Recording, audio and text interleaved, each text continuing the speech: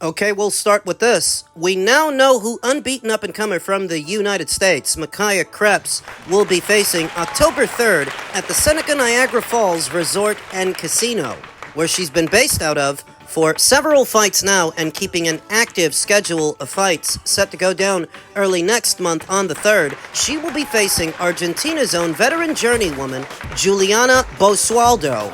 34 years old, a southpaw to young Micaia Kreps, who's 29, and an orthodox fighter, sporting an unblemished record of 10 wins with no losses and no draws, 3 knockouts. Micaia Kreps is very close to either challenging the winner of Scotney versus Flores for all the marbles, or fighting for a vacant title should one become available in the not-so-distant future. Her opponent, Juliana Basualdo, sports a professional record of 13 wins with 6 losses, no draws, 2 knockouts, having been knocked out once in 19 professional bouts. Last in action in December of last year opposite the ring, Antonella Molina, who Juliana decisioned over 6 rounds. Currently 3 for 3 in her last 6. She won 3 fights, she lost 3 fights. And I believe that she is about to lose another to young Micaia Kreps, who was last in action in April of this year opposite the ring, Danielle Bennett, who she decisioned over 10 rounds, and before that, she faced former champion Mayerlene Rivas, talented U.S. Marine Melissa Odessa Parker, both of which I think are more talented and more capable than Juliana Basualdo. Thus, I expect Micaia Kreps to win. It's just a question of how. Does she decision her, or does she knock her out? Currently, she's ranked at number 11 via the WBC, number 3 via the WBA, number 2 via the IBF, and number 1 via the WBO. And it's via the WBO that I believe Micaia Kreps will get her shot at the big time, her crack at the apple, because she's already number 1 going into this fight early next month. I anticipate that afterwards, she will be crowned the official mandatory challenger for the winner of Scotney versus Flores. You have to figure that she is either going to get the winner of that fight in the ring, or when she fights for the vacant title, she may end up facing Thailand's own Fenerai Natisri, an unbeaten up-and-comer based out of Germany we've talked about in passing here on the channel. That makes for a great fight unto itself. I believe that Fenerai also has a fight coming up. Micaia Kreps is best described as a rather malleable boxer-puncher. She can box when she needs to, she can punch when she needs to. And even though she doesn't have a heap of recorded knockouts, if you've seen her in action, you'll know she can hurt you. She hurts these girls. I think she's gonna hurt Juliana Basualdo. I think she's going to beat her. Another testament to the depth of today's super bantamweight division. It's not just the belt holders that are talented and capable. There are some fighters you never heard of that you need to watch out for, and Micaia Kreps is one among them. Even though she's not with a major promotional outfit, her handlers have been doing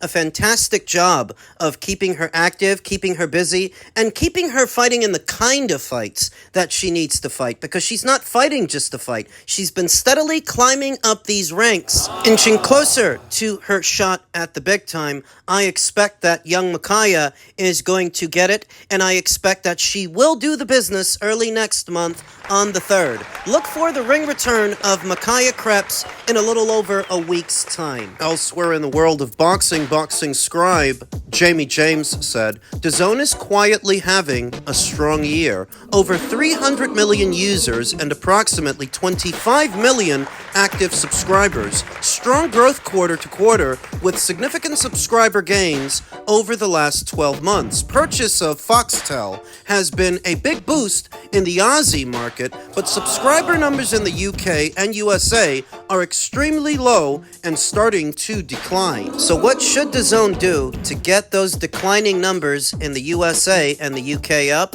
A stronger regular schedule of fights. Now is a golden opportunity for them to capitalize on what existing boxing fans reside on both sides of the Atlantic Ocean, it being that Sky Sports isn't in boxing anymore, and neither is TNT. Two of the bigger broadcasters across the pond. On this side of it, there are no major networks showing boxing right now. We often talk about how NBC, HBO, Showtime, Fox, now ESPN have withdrawn from the sport of boxing, and their loss could be DAZN's gain. What existing boxing fans reside in the United States now only have DAZN to turn to for boxing. There is PBC on Amazon, but practically everything they do is a pay-per-view. That's not going to bring you new subscribers and make new boxing fans. And there is also Netflix to account for, but Netflix doesn't regularly show boxing per se. They only do the odd big card, the odd big event, like what they're doing with Jake Paul and Gervonta Davis. That aside, they are not providing boxing fans with a regular schedule of fights throughout the calendar year. So there's a massive gap there to fill, and DAZN can hope to fill it with a stronger schedule of regular fights. Declining subscribership in the UK and the USA aside, DAZN's numbers are actually up. Remember that they're a global streaming platform catering to several different markets simultaneously, and they have effectively outlasted a lot of their competition. They've outlasted Showtime, they've outlasted ESPN, and all of those naysayers, all of those critics who said they would go under when they debuted in America, where are they now? Where's Leonard Ellerby, who likened DAZN to Dead Zone in the glory days of Showtime when they actually had someone giving them an annual budget? I mean, is Leonard Ellerby even in boxing anymore? He used to have so much to say before. I wonder what he's got to say now. Oh, you don't have to wonder. Leonard was just on his social media making excuses for all of his failures. In so many words, he said, "Piracy has played a major role in how elite guys move. The game has changed drastically." To which the black American man responded, "We are done paying to see elite guys fight tomato cans or two mid-tier guys box on pay-per-view for $80. Black! Attributing the tumultuous landscape to the rise in piracy relies on the presupposition that if not for that piracy, more people would have bought those pay-per-views. Those pay-per-views that the PBC was putting out on Fox, putting out on Showtime, when I don't think a heap of people were ever going to buy an Isaac Cruz fight, or a Leo Santa Cruz fight, or a Rolly Romero fight. All those bums that they put in there with Gervonta Davis, like Mario Barrios. When was a fight like that ever going to do 400, 500,000 buys? Take away the piracy issue, I'm fairly confident those numbers wouldn't look any different. Because when were a heap of people ever going to buy Luis Ortiz versus Charles Martin, Andy Ruiz versus Chris Arreola? These were pay-per-views. Piracy is not the reason them shits didn't sell. Even if piracy has some role to play in all of this, it's often overstated because the PBC was putting out pay-per-views nobody was asking for, and nobody was going to buy anyway. So piracy wasn't your real problem. Your real problem was quality control. Blaming it on piracy relies on the assumption that if not for that, people would have bought it. Though you can't lose what you never had, and you don't know that you ever had anybody's patronage with fights like Deontay Wilder versus Robert Helenius. It should cost you $80 to see a fight like that? My pimpled ass. And so it's no wonder that DAZN as a platform has managed to outlast both Fox and Showtime in the sport of boxing. Now, DAZN has to be careful to not make the same mistakes their competitors did. They did Moses Atalma versus Dillian White as a box office fight. Now they're doing Fabio Wortley versus Joseph Parker. Another box office fight. It's important to note that the both of those are Queensberry Promotions shows. Somebody's got to talk to Frank and tell him, you can bill those fights as pay-per-views in the UK if you want to, but not in America. It makes absolutely no sense. You're alienating a large portion of DAZN's subscriber base by making them pay extra on top of their subscription just to see your boys fight. You want to get those numbers up in the UK and the United States, you need to provide a stronger schedule, a regular schedule of fights that existing subscribers can enjoy. Value for money. You have to give a little to get a little. And that's the way it is. Over to Gervonta Davis's latest social media tirade before deactivating his Twitter account.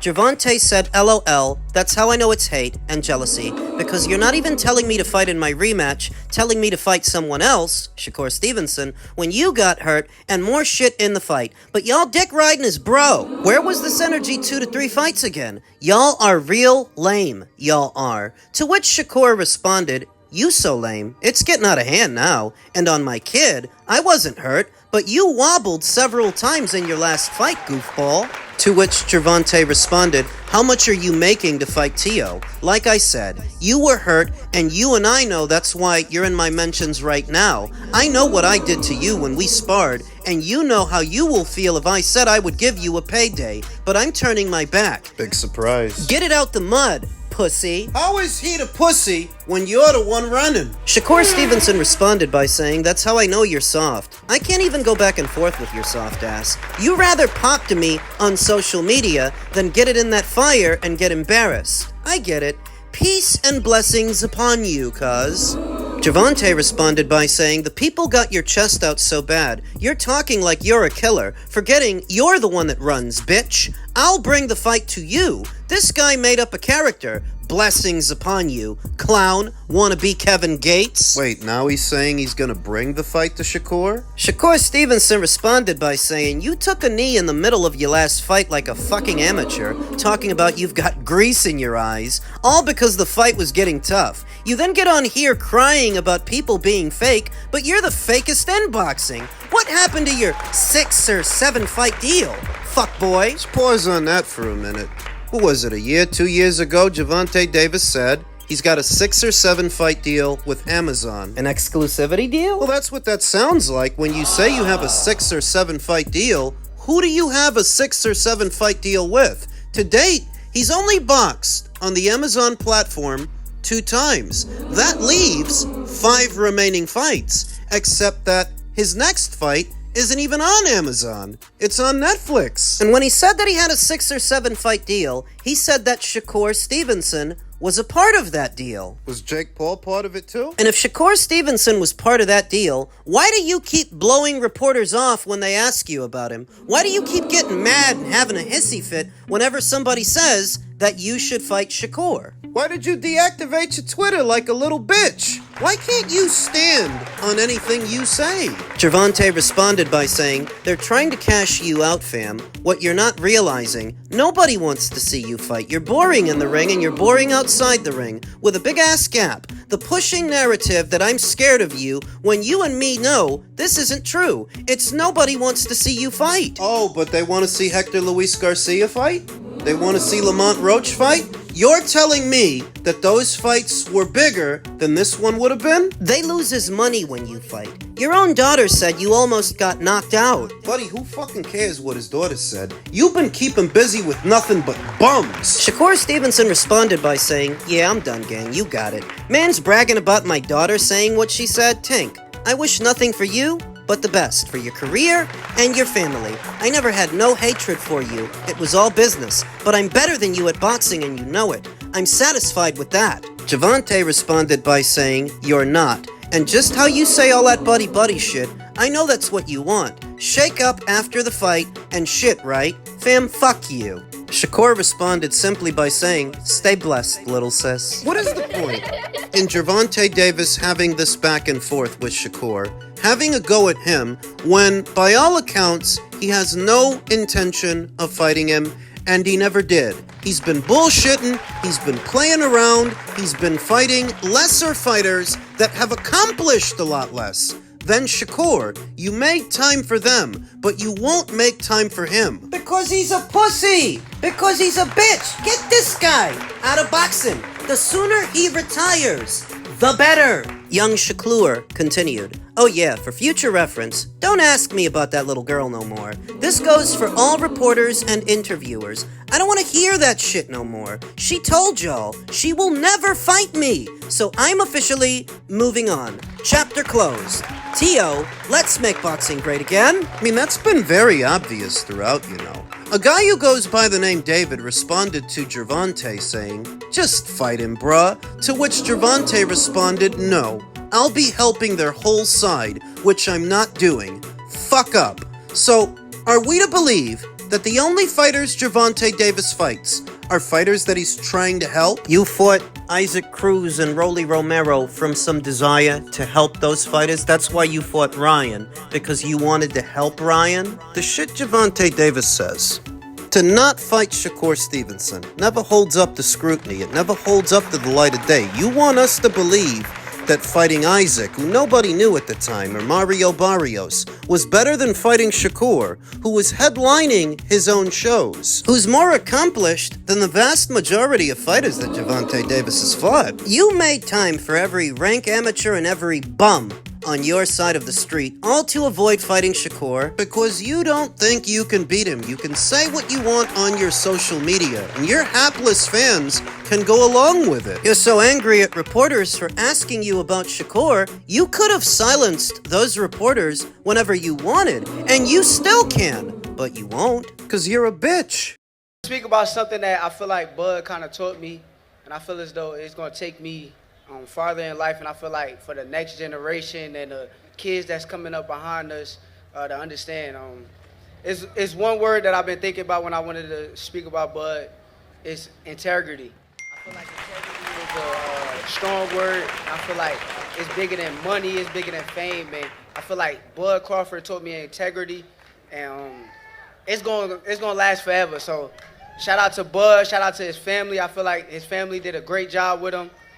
His coaches did a great job, and everybody surrounding him and supporting him made him into this genuine, strong human being. And I appreciate him for everything that he done for me. So shout out to Bud Crawford, shout out to Omaha, Nebraska, and it's all love.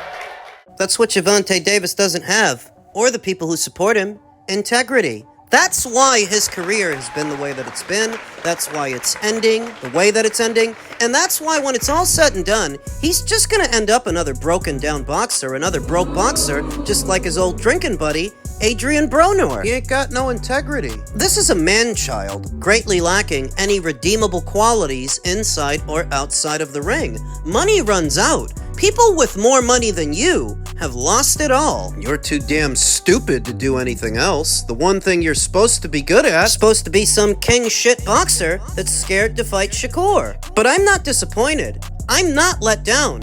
I'm vindicated. Proved me right. And all I had to do was wait. Because I know you're a bitch. Get this pussy out of boxing.